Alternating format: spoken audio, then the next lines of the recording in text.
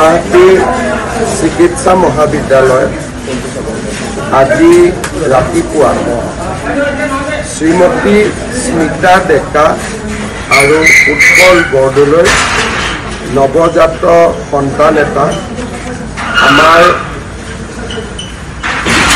যিটো জণ্ডিছ নহবৰ কাৰণে আমি যিটো ফটোথেৰাপি মেচিনত থওঁ তাৰ পৰা বাগৰি পৰে আৰু পুত্ৰ সন্তানটিৰ মৃত্যু হয়। ছোৱালী সন্তানটিৰ মৃত্যু হয়। ছোৱালীজনীৰ ওজন প্ৰায় 3.7 কেজি আছিল। বিষয়টোৰ ওপৰত অনুসন্ধান কৰিবলৈ ৰাজ্য চৰকাৰে এখন 3জনীয়া কমিটি গঠন কৰি দিছে। আমাৰ অতিৰিক্ত মুখ্য সচিব সুইটি সাংচন, ডাইৰেক্টৰ মেডিকেল এডুকেশ্যন আৰু এইমছৰ এজন বিশেষজ্ঞৰে সৈতে এই তদন্ত কমিটিটো গঠন হ'ব।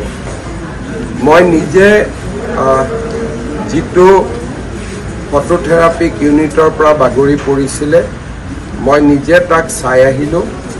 যথেষ্ট খালী মেচিন থকা স্বত্তেও এটা মেচিনতে কৰ্তব্যৰত নাৰ্ছে হওক চিকিৎসকে হওক 3টাকৈ বাচ্চাক একেলগে তেওঁলোকে ৰাখি থৈছিলে। মেচিনৰো অভাৱ নাছিলে, যথেষ্ট খালী মেচিন আছিলে। এনেকুৱাও নহয় যে মেচিন নথকা বা মেচিনৰ অসুবিধাৰ কাৰণে তেওঁলোকে এটা সন্তানৰ জেগাত বা 2টা সন্তানৰ জেগাত 3টাক ৰাখি থ'বলগীয়া হৈছিলে। মোৰ দৃষ্টিত বা মই যিটো বুজিলোঁ, যথেষ্ট সংখ্যক খালী মেচিন থকাৰ পিছতো তেওঁলোকে এই কন্যা সন্তানজনীক আন 2টা সন্তানৰ সৈতে তাতে একেলগে থৈছিলে আৰু এই সন্তানটিৰ ওজন স্বাভাৱিকভাৱে 3.7 যথেষ্ট বেছি বা ভাল ওজন বুলি ক'ব লাগিব আৰু সন্তানটো বাগৰি পৰে। এনেকুৱা ঘটনা GMCHত আজিলৈকে মই দেখাও নাই। 2006 চনৰ পৰা মই GMCHৰ লগত জড়িত। আজি এই সুদীৰ্ঘ সময়ছোৱাত মই কেতিয়াও দেখা নাছিলোঁ, প্ৰায় 20 বছৰ। আজিৰ ঘটনাটো দেখি মই নিজেও অত্যন্ত দুখিত, কাৰণ আমাৰ GMCHৰ যিটো প্ৰতিষ্ঠা, এই প্ৰতিষ্ঠাৰ লগত এই বিষয়টো একেবাৰে সংগতি নাখায়। ইয়ে মেডিকেল কলেজখনৰ প্ৰতি যিটো ৰাইজৰ ভালপোৱা আছে সেই ভালপোৱাটো কমাই দিয়ে। আমাৰ বাবে অত্যন্ত দুখজনক ঘটনা। মই সেইবাবে নিজে ঘটনাটো পৰিদৰ্শন কৰিলোঁ। অহা 3 দিনৰ ভিতৰত বা 4 দিনৰ ভিতৰত কমিটিখনে ৰিপৰ্ট দিব। কৰ্তব্যৰত নাৰ্ছগৰাকীক ইতিমধ্যে আমি নিলম্বিত কৰিব দিছোঁ আৰু গোটেই বিষয়টো যিহেতু CCTV ফুটেজ আছে, গতিকে গোটেই বিষয়টো আমি নিৰপেক্ষভাৱে তদন্ত কৰিম। স্যাৰ, আৰু এটা কথা, বিভিন্ন সময়ত এটা অভিযোগো আহি থাকে যে যিমান ইয়াতে সুবিধা আছে, ধৰক বেডৰে হওক বা যিমান থাকে, কিন্তু ৰোগী বেছি আহে, সেইটো কাৰণে বেছিকৈ থাকে। চব আজিৰ কথাটো তেনেকুৱা নহয়। ৰোগী কম আছিলে, মেচিন বেছি আছিলে আৰু GMCHত এতিয়া সুবিধা যথেষ্ট আছে আৰু এনেকুৱাও নহয় যে ৰোগী অসম্ভৱ আছে। ইয়াতকৈ বেছি ৰোগী থকা অৱস্থাটো মই GMCHত আহিছোঁ।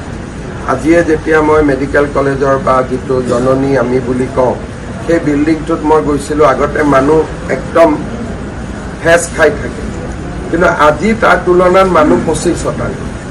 কাৰণ বিভিন্ন গাঁও, বিভিন্ন নগৰ, বিভিন্ন মেডিকেল কলেজ হোৱাৰ পিছত GMCHৰ ওপৰত হেঁচা বঢ়া নাই, হেঁচা কমিছে। আৰু মেডিকেল কলেজখনো চাৰিওফালে আৰম্ভ হোৱা, ৰাস্তাৰ সিফালেও বহুত ব্যৱস্থা গুচি গৈছে।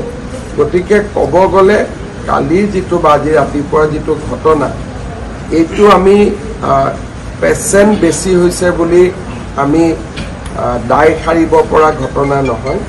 এইটো এটা মানৱীয় ভুল। ভুলটো ইচ্ছাকৃত নে অনিচ্ছাকৃত তাৰ তদন্ত কৰিব লাগিব, কিন্তু ভুলটোক আমি ভুল বুলি ক'ব লাগিব। তাক বেলেগ কথা কৈ ভুলটো নহয় বুলি কোৱাৰ চেষ্টা কৰাটো মই উচিত বুলি নাভাবোঁ। এইটো এটা ভুলো হৈছে আৰু অক্ষমনীয় অপৰাধো হৈছে। আৰু কথাটো শুনাৰ পৰাই ৰাতিপুৱাৰ পৰা মনটো বেয়া লাগি আছে। সেইকাৰণে মই নিজে গুচি আহিলোঁ। এইটো একেবাৰে উচিত নহয়। কন্যা সন্তানটিৰ পিতৃকো মই সাক্ষাৎ কৰিলোঁ আৰু তেওঁকো মই অহাকালি অফিচত মাতিছোঁ। তেওঁকো মই যেনেকৈ পাৰোঁ সান্তনা দিবৰ বাবে চেষ্টা কৰিম। কিন্তু ইমান ধুনীয়া 3.7 তাৰমানে ইমান ধুনীয়া সুঠাম বুলি ক'ব লাগিব। ছোৱালী এজনী এনেকৈ আমাৰ হস্পিটেলত মৃত্যু হোৱাটো সেইটো মানি ল'বলগীয়া বিষয় নহয়। মই নিজে অত্যন্ত দুখ আৰু লাজ পাইছোঁ যে এনেকুৱা ঘটনা আমাৰ মেডিকেল কলেজখনত হৈছে। মই নিজে অত্যন্ত লাজ পাইছোঁ, বুজাব নোৱাৰাকৈ মই লাজ পাইছোঁ। বাকী ডিছচাৰ্জ হৈছে, তেওঁলোকৰ কোনো একো বাকী